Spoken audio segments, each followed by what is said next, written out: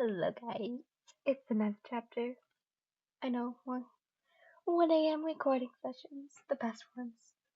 Because I can't find time during the day, so why not do it during the morning/night when I have nothing else to do? Yeah, I mean, I'd probably be doing less things, or like, more things right now, such as just literally scrolling through SoundCloud, or something like that, or YouTube, or anything else, like character AI or something.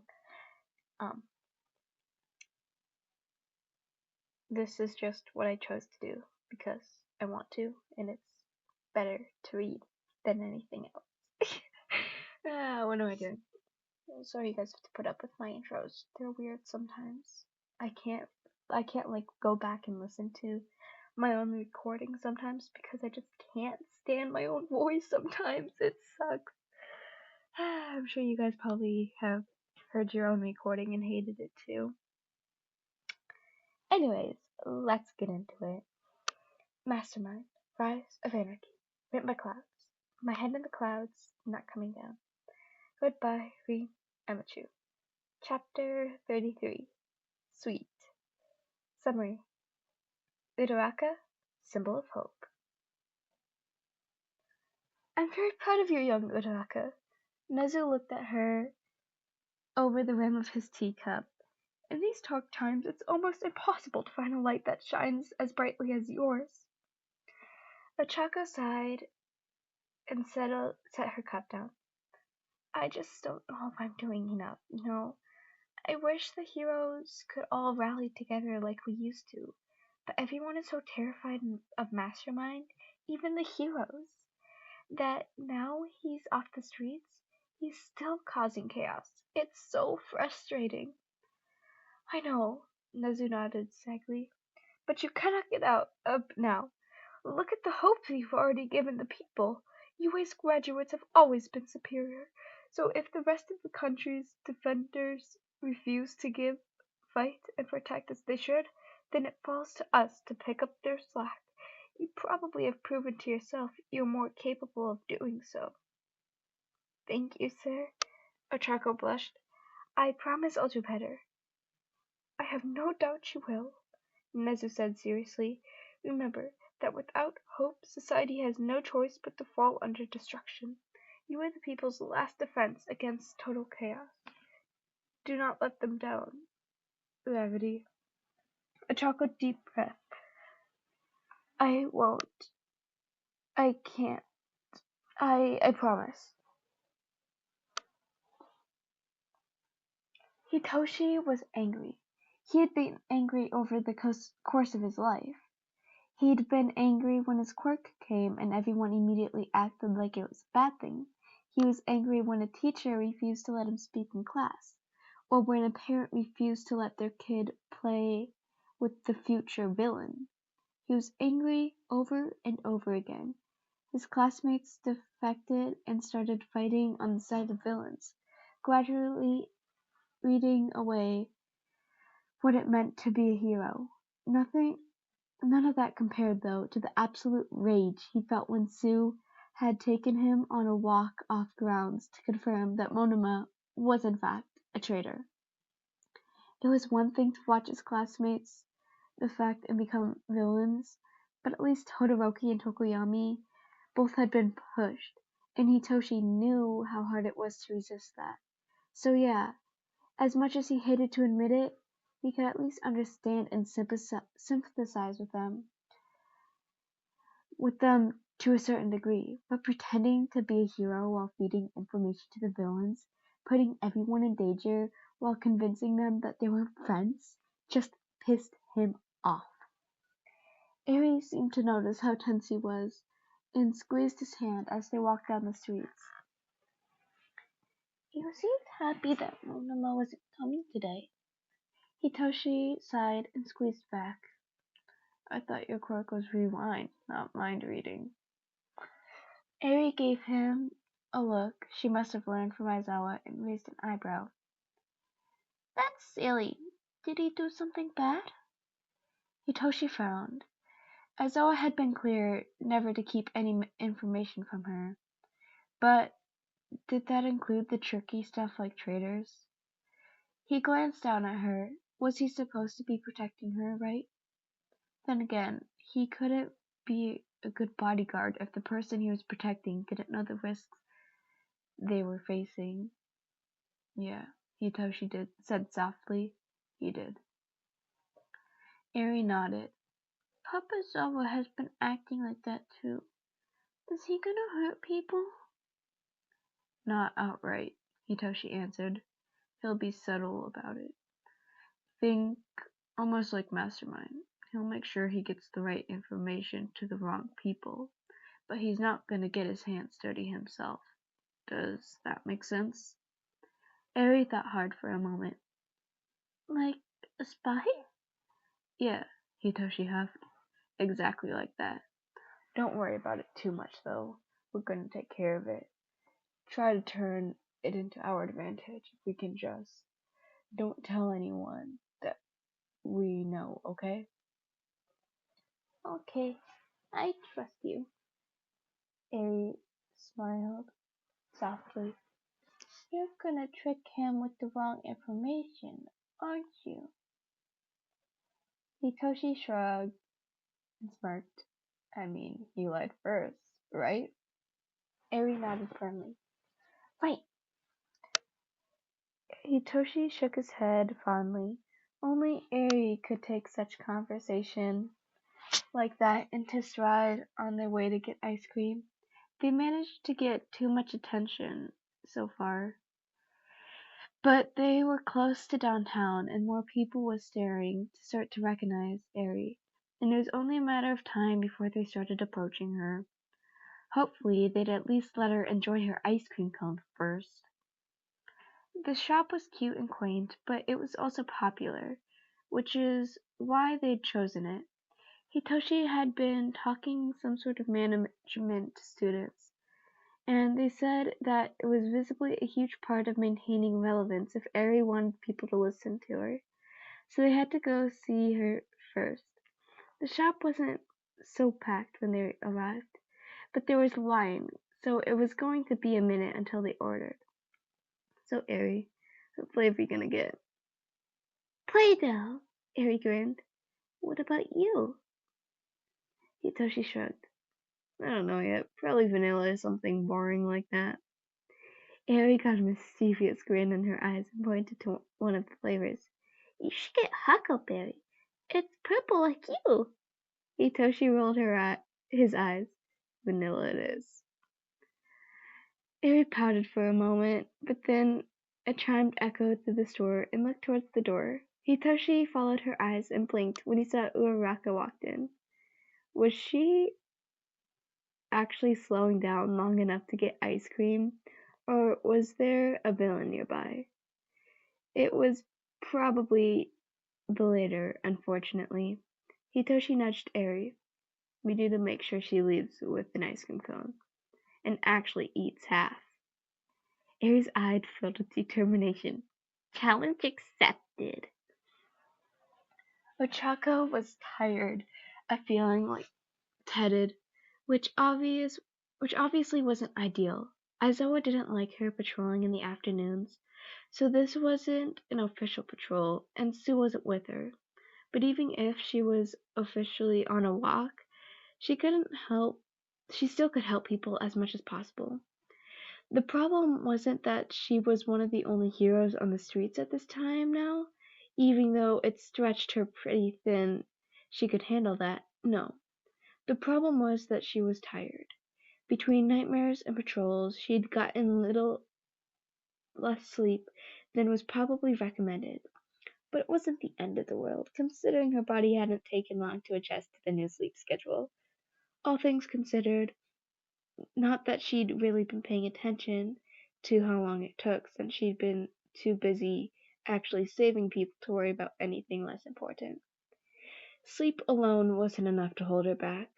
Not that she had let anything do that, but that the current lightheadedness wasn't from lack of sleep. It might be from lack of food, though. She wasn't used to skipping meals, then skipping sleep. and she knew that it wasn't an excuse, but it wasn't that she was trying to. There was just so much else to worry about. She kind of kept forgetting that she was supposed to eat. It would hit her suddenly sometimes, and she'd feel completely rageous until something else came up and distracted her. But by the time she'd resolved whatever distracted her, she wasn't hungry anymore, and the thought of eating made her feel sick. For example, right now, she did feel hungry, but as the world had started to spin around her half an hour ago, she should probably get something less emptying calories on her stomach so she wouldn't risk passing out in the middle of a fight and endangered whoever she was supposed to be saving. Hence why she was getting ice cream. It would be enough sugar to get her through the next few hours, and she'd gotten some actual dinner when she'd get back to the dorms. Assuming, of course, that she'd remembered to eat by then. The little bell rang about the doorway as she walked in. Ochako immediately gave other people standing in line a tired smile. People needed hope in the small between moments too, not just during villain attacks after all. Her stomach turned at the thought of food, but she powered through it. She couldn't let the people see how close she was to throwing up. She'd feel something with something on her stomach. Hopefully. Remedy! Ari's voice made her jump and almost fall into a frightened stance before she realized who it was, and she internally cursed herself. She needed to get better at immediately differentiating friends and enemies if she wanted to be a good enough hero to save people. Over here! The other people in line gestured to her kindly and let her go stand with Ari and Chainsaw, who must have been her babysitter today. Which was odd. Wasn't it usually Monoma? Ochako shook her head and decided not to worry about it. Ari was bravely working towards bringing people hope too, since all the other hero and adults were too big of cowards to do them themselves. So Ochako just needed to make sure she was safe and fight back if anyone attacked them. It felt good to have to do something other than just spoil herself with ice cream. At least now she wasn't wasting her time. It wasn't that hard to convince Uraraka, as he expected. Then again, Ari's puppy dog's eyes were pretty much impossible to resist, so they probably won as soon as she looked up with wide eyes and asked Uraraka if she was getting a waffle cone. She looked tired and smiled and laughed at Ari's antics. She didn't have a care in the world, and from what their phones to take the discreet photos, not to mention the reporter who had mysteriously showed up shortly after. But then again, who wouldn't want to take a photo of the upcoming symbol of hope having an ice cream cone with the little girl who had stolen the hearts of Japan? It was good publicity for both sides. So Hitoshi took a step back and let the girls take the spotlight in front and center.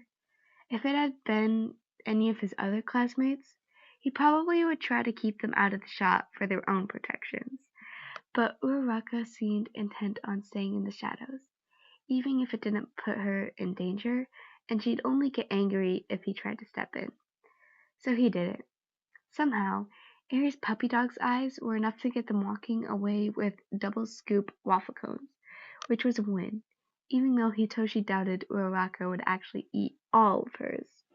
She'd seemed intimidated by the sheer size of the thing when the teenager had handed it to her. But anything was better than nothing. So, considering that, Hitoshi couldn't remember the last time she'd actually seen her eat. So small and vigorous, he had to take what he could get. When they got out of the store, Uraraka turned and gave them an awkward wave. I gotta go. Thanks for the chat. And I found, you're leaving already? Ochako shrugged and giggled. You know me. I just don't like sitting still. Within half a second, Hitoshi found himself with Ari's ice cream cone shoved in his hand as she strode up to Uraraka, immediately pulling her down into a hug. Uraraka looked shocked, but knelt down awkwardly and sat, stiff as a board, while Ari hugged her tightly as she could. Hitoshi only snorted at the amount of muffled ahs he heard from onlookers, but he could admit it was a cute scene, so he'd put up with it. After a moment, Eri whispered something in Uraraka's ear, and her eyes widened. She stared in shock as Eri skipped away and took back her ice cream before grabbing Hitoshi's hand and pulling him down the street again. Hitoshi glanced back over his shoulder to see Uraraka still staring after them and leaned on slightly. "What did you say to her?" Eri smiled innocently, but her eyes were filled with mischievous determination. "That she doesn't need to break herself to fix the world." Eri, again!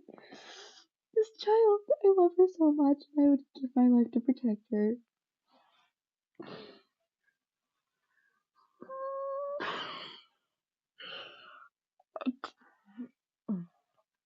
I can't. Eri's too cute. What was that? My voice cracked. Like, where was it? It wasn't that hard to convince Uraraka to eat. Like, I don't know why. Like, my voice just started to sound more raspy, and I was trying to, like, break it in between without going, like, or, like, clearing my throat or whatever. Like, it's crazy. Alright, I better get to editing this one because I really want to get to the next chapter. I know, I want to keep going. I want to keep going. I want to find out what's next. I really can't wait till we get more of Izuku. Yeah, looking through, I think we get some action next chapter, and then more Ochako. Seems like Ochako's gonna be the star for the next few chapters or whatever.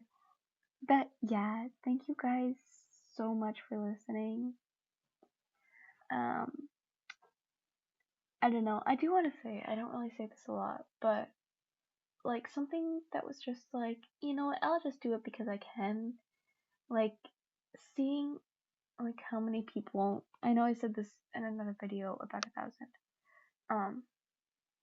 but kind of just seeing, you know, like the 1,000+ views I've gotten, it makes me like so happy. And the amount, like even like those first 5 views I get, like within the first 2 seconds I post a video, it still makes me like so happy that people watch my videos that soon. So like I truly do want to say thank you guys a lot. Like I know this is random. We didn't hit a milestone or anything because I don't really had set one to start, you know? Like that's not really the goal of this for me. It's more just like you have the power to do it, you know? Anyways, thank you guys so much for watching for like the 17th time. But yeah, and I will see you all in the next chapter. Peace.